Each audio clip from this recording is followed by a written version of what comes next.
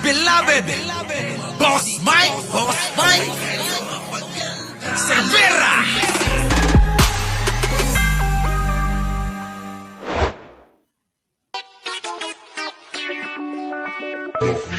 Unang-una sa lahat, ba't ka galit? Ba't ka galit? Ba't ka galit?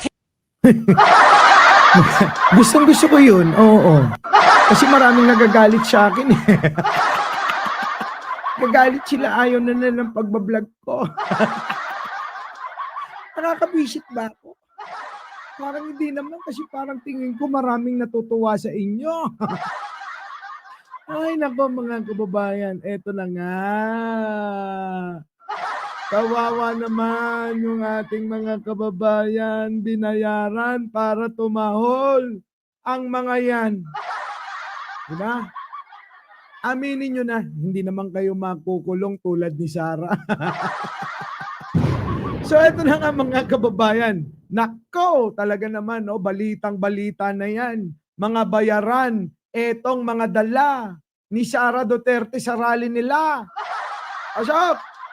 Pambansang pulisya ang video ng umano'y hakot at bayaran sa mga nagprotesta sa EDSA Shrine kagabi. Nako. Binunyag ng PNP na nasa 200 hanggang 500 piso ang bayad sa mga sumama bilang pagsuporta kay VP Sara. Nako. Kunin natin ang live report ni Mar Gabriel. Mar. Ayan mga kababayan ha. Opo, bago natin ituloy ito, baka aking makalimutan at makalimutan nyo rin ha. Huwag tayong magkalimutan dalawa. Oo, tayong lahat pala. Opo, huwag nyo kakalimutan. Siyempre, mag-like, mag-share, at mag-subscribe. So, eto na nga mga kababayan. Alam ko namang naka-like na kayo.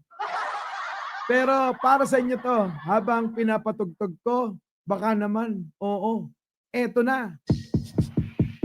Oh, kalma. Baby, kalma. Huwag mo naman akong bigyan ng dahilan para tabihan ka.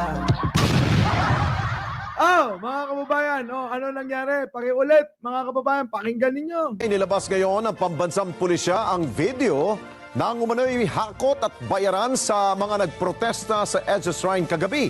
Binunyag ng PNP na nasa 200 hanggang 500 piso ang bayad sa mga sumama bilang pagsuporta kay VP Sara. Nako po, bilang pagsuporta ng mga taong grasa. 200 to 500, nako, bayad sa kanila. Bayad yon para tumahol. Oo, etong mga ito kay Pangulong Bongbong. Ano ang tahol ng mga taong grasya? Aw, Pangulong Bongbong, bumaba ka na. Ipalit si Sara. Aw, ano na? Wala na? Ubus na ba? Ubus na ba pondo nila? Mukhang naubos na kasi naubos na sila. Okay, tuloy. Kunin natin ang live report ni Mar Gabriel. Mar. Alex, nandito tayo sa EDSA Shrine at ito na yung ikalawang gabi ng pagprograma at pagtitipon-tipon ng mga taga-suporta ni Vice President Sara Duterte. Nandito raw sila para ipaabot sa kinauukulan yung kanilang mga hinaing at mga panawagan. Kahapon pa ng umaga nang magsimulang magtipon-tipon sa EDSA Shrine ang mga taga-suporta ni Vice Nako, kuya, yung nakaberde, lagot ka kay Bato ha.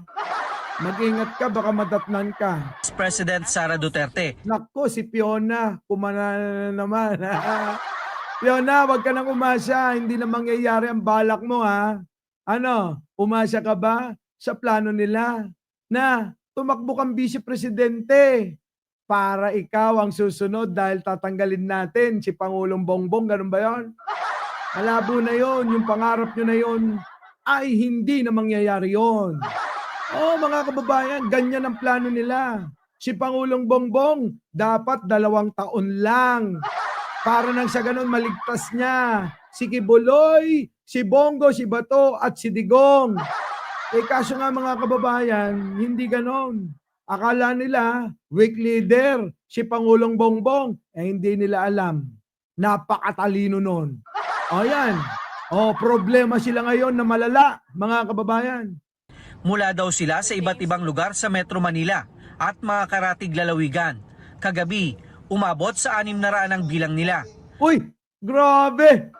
Umabot pa ng 600 nung pangalawang araw. Bakit ano nangyari? Tila naubos yan. Kahit isa kagabi, mga kababayan, wala kaming nadatnan. Walang nadatnan. Kahit isa. Putik na yan. Sige, tuloy. Nagsagawa sila ng programa sa lugar bilang pagpapahayag ng suporta sa pangalawang Pangulo. Wala naman ho kaming ibang hangad kung hindi maayos ho ang ating Pilipinas. Abe ate, maayos naman. Sino ba may sabi sa yung hindi? Mukhang mali yata yung iyong pinakikinggan. Dapat, sa akin ka lang makinig. Huwag mo pakikinggan yung iba dyan. Si Maharlika, luka-luka yan. Si Banat Pay, bayad yan. Kaya nga Banat, bayad. Ganon. Kayo naman. Tanong nyo pa sa kanya. Di ba lumagari ka? Banat Pay, ilang lagari ginawa mo? Ay, nako. Alam ko yan. Tuloy. Lalong-lalo na ho si BP Sara. Yun ho ang hangad natin. Ang Philippine Ang hangad ninyo palitan si Pangulong Bongbong, ipapalit nyo ang luka-luka. Hindi mangyayari yan. Kaya mga kapulisan, huwag nyong pakinggan. Si Digong, naloloko na yan. Mukhang kailangan niya na rin magpa-check up sa mental. Tuloy. National Police, mahigpit daw na minomonitor ang sitwasyon sa lugar. Sa gitna nito, ilang video daw ang nakarating sa kanila na magpapatunay na hakot ang mga supporter sa EDSA. Naku, hakot pala eh. Hakot. Ganun naman talaga. Ito po yung nagkukwento na isang tao na hinatak lang sila nung kanilang mga barangay para pumunta doon.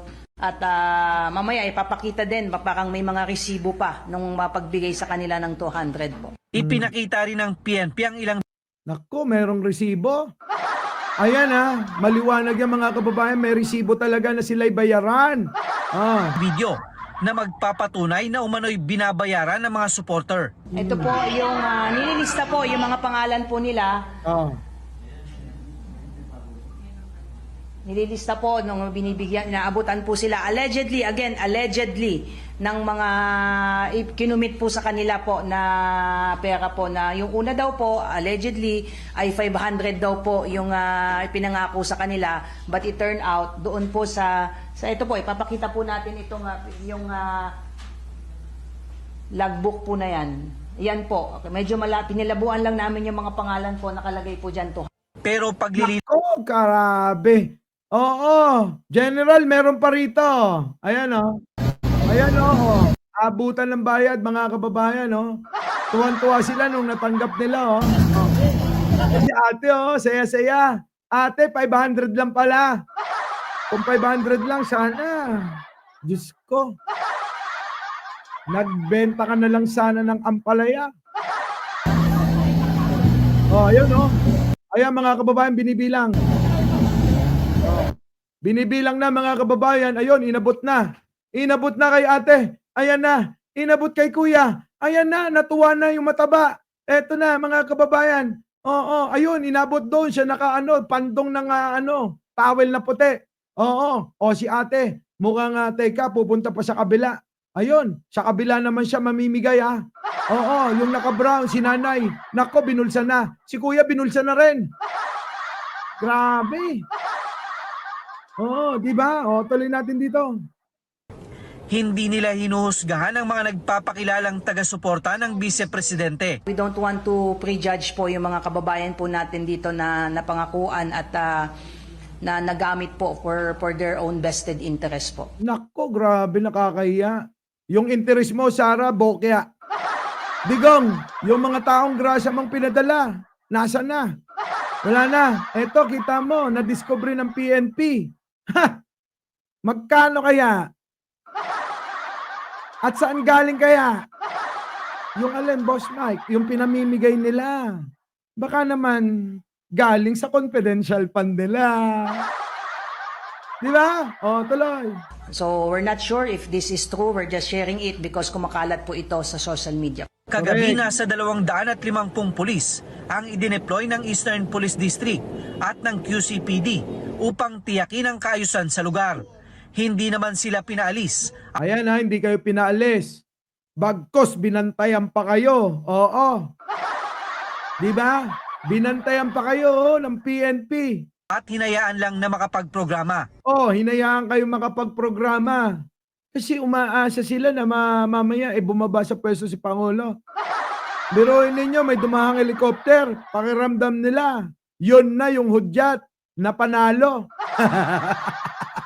Sige talay. Wala pong order sa amin na i-disperse yung grupo na yan kasi sila po ay malayang nagpapahayag ng kanilang saloobin. Yan ang sinasabi ko, ang kaibahan ni Pangulong Bongbong kaysa kay Duterte at iba pang naging Pangulo. Kung iba-iba yan, una pa lang, giniba na yan. Tanong nyo pa kay Gloria Macapagal. Ganyan ang style niyan. Pag nagmatigas kayo, bang-bang kayo. Oh, tuloy. At saka wala naman po at hindi naman po sila nag-occupy ng isang public area. Ayan, oh, puro vlogger ah. Ang nasa rally mga kababayan, oh, puro vlogger, binablog nila yung mga taong grasya. Ay, nako, kakatuwa talaga. Alex, maringi tinanggi nitong mga taga-suporta ni Vice President Sara Duterte yung akusasyon na sila ay hinakot at binayaran para magtipon-tipon dito sa EDSA Shrine. Nandito raw sila dahil sila ay ugat ng tamang pamumuno ng Administrasyong Duterte at nitong si Vice President Sara Duterte. Ugat daw siya. Ugat. Oo, yung si Tanda inuugat na. Anyway, mga kababayan, yan lang naman yan. Oo, mahaba pa. Pero mga kababayan, isa lang ang gusto kong ipahatid sa inyo ha, na talagang yung rally na yan ay may 500 pesos. Kapag minalas-malas, 200 lang. At kapag malas ka talaga, 150 na lang. Diba? Oo, punta na lang kayo doon. Oo, may kilala ko. Masaya pa kayo doon.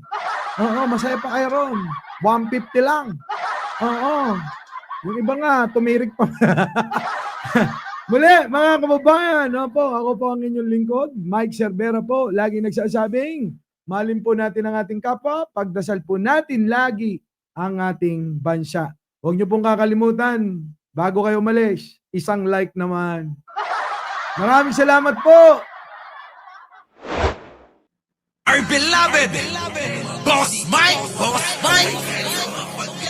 Cervera.